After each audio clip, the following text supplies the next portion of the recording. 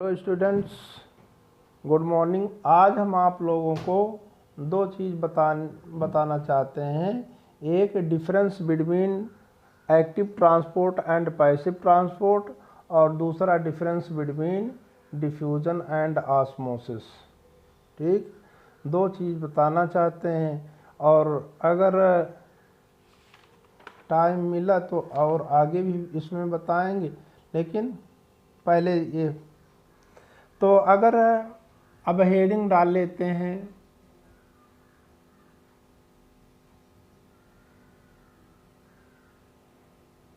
Difference between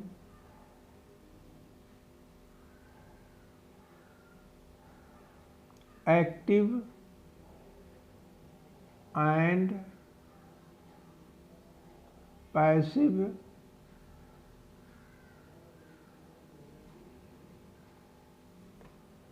transport.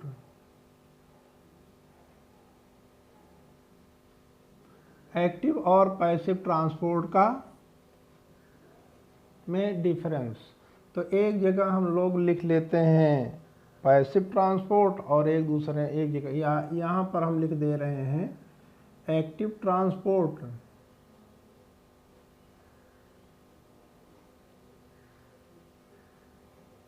और यहाँ पर हम लिख दे रहे हैं पैसिव ट्रांसपोर्ट।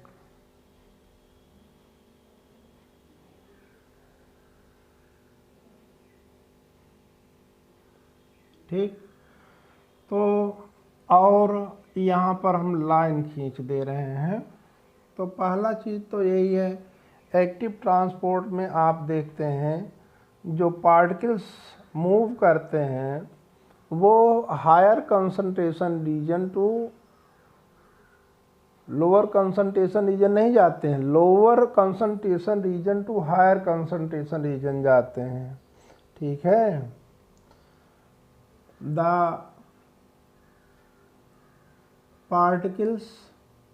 पार्टिकल्स कहिए या molecules, the particles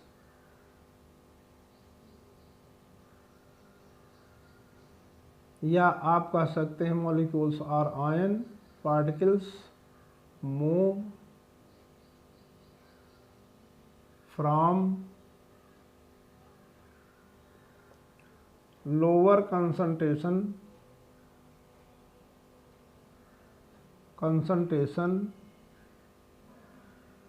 reason to higher concentration region. ठीक है,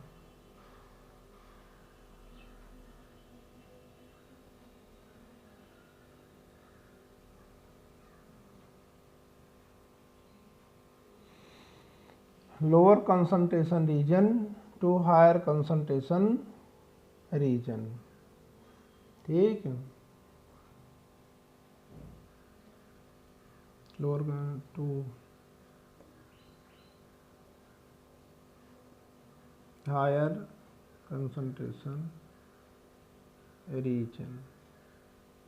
और पैसिव ट्रांसपोर्ट में particles higher concentration region to lower concentration region. The particles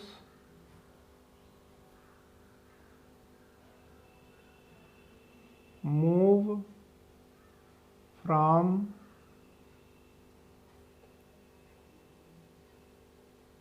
higher to lower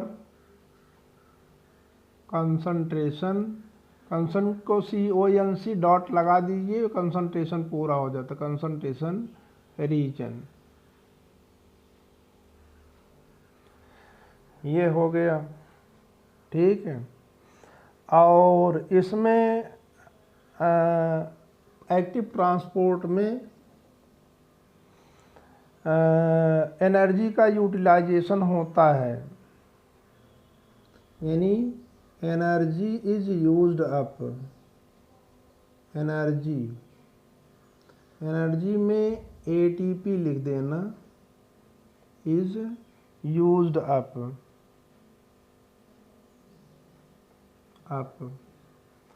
और इसमें आप लिख सकते हैं energy is not used, not used, इसमें एनर्जी नहीं यूज होती है। इसमें जानते हैं एक्टिव ट्रांसपोर्ट में सेमी परमेबल मेम्ब्रेन क्या कह सकते हैं, या कह सकते हैं कैरियर मॉलिक्यूल होना ज़रूरी होता है, और इसमें कैरियर मॉलिक्यूल नहीं होते हैं। लेकिन मेन आप एक्टिव ट्रांसपोर्ट में और पैसिव ट्रांसपोर्ट में यही लिखिएगा। थर्ड बता दे रहे हैं, carrier molecules, carrier molecules are involved या यूज्ड, और इसमें कैरियर मॉलिक्यूल्स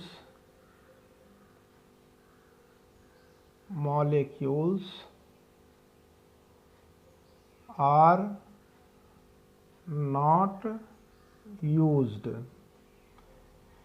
इसमें कैरियर मॉलिक्यूल्स यूज नहीं होते हैं, इसमें कैरियर मॉलिक्यूल यूज होते हैं। यही आप डिफरेंस लिखिएगा और इस डिफरेंस को आप तैयार कर लीजिएगा।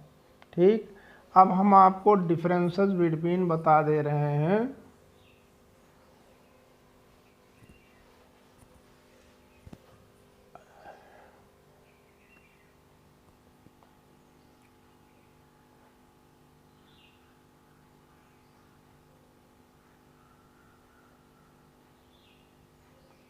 between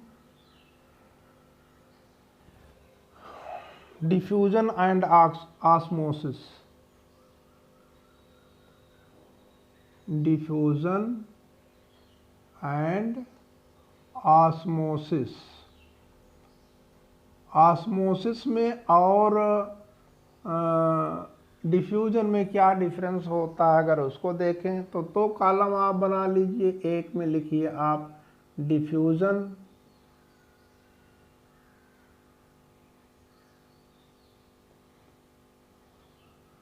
और दूसरे में आप लिख दीजिए osmosis.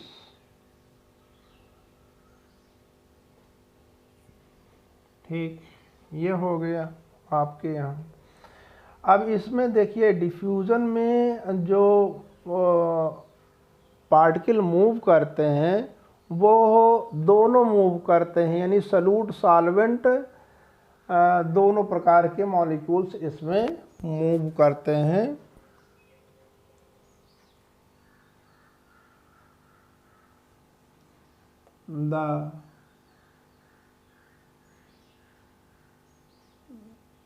The movement of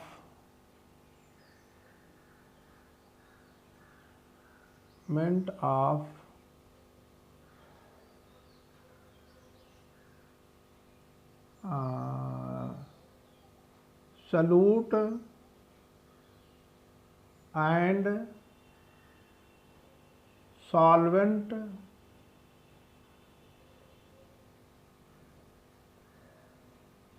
particles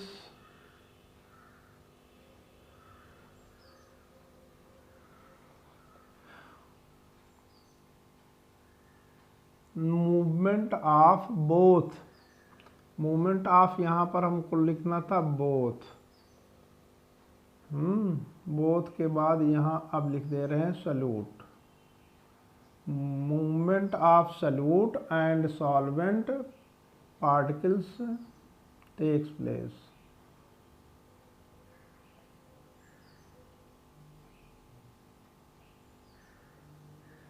solute and solvent particles, both solute and solvent particles takes place।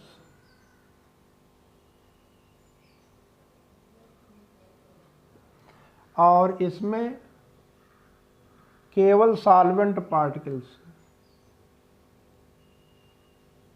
The movement of ये ओनली सॉल्वेंट यानी वाटर कह सकते हैं, पार्टिकल्स, वाटर पार्टिकल्स मूव। ठीक। और दूसरा ये होता है कि इसमें डिफ्यूज़न में आपको सेमी परमेबल मेम्ब्रेन या सेलेक्टिवली परमेबल मेम्ब्रेन का यूज़ नहीं होता है।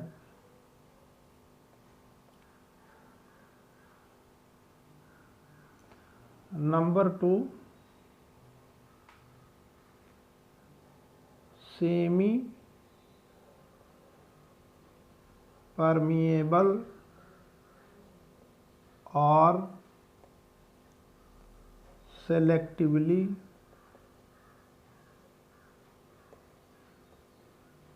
परमिएबल मेम्ब्रेन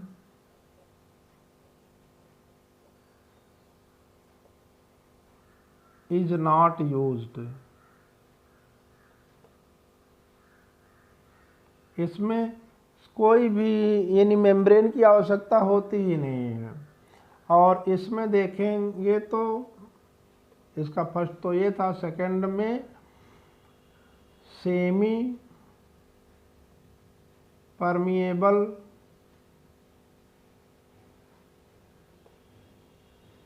और सेलेक्टिवली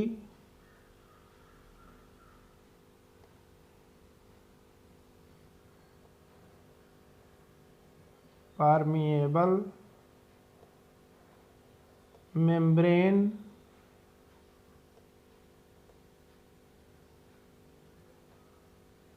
इज यूज्ड। बाकी दोनों में movement of particles higher concentration to lower concentration region होता है। ठीक है। इसमें मेन यही आप देखिएगा, ये इसमें सेमी परमेबल मेम्ब्रेन कतई नहीं यूज होगा, कोई ज़रूरत ही नहीं होगी। ठीक है। और इसमें लेकिन सेमी परमेबल मेम्ब्रेन ज़रूर यूज़ होगा, सेमी परमेबल या सेलेक्टिवली परमेबल। और इसमें हर टाइप के पार्टिकल, चाहे वो सॉल्यूट हो चाहे सॉल्वेंट हो, हर टाइप के पार्टिकल्स मूव करते हैं। ठीक है। अब इसमें केवल सॉल्वेंट के ही पार्टिकल्स मूव करते हैं, सॉल्यूट के पार्टिकल्स मूव नहीं करते हैं। ठीक है। आज के लिए बस इतना ही, आगे आपको और नेक्स्ट वीडियो में बताया जाए।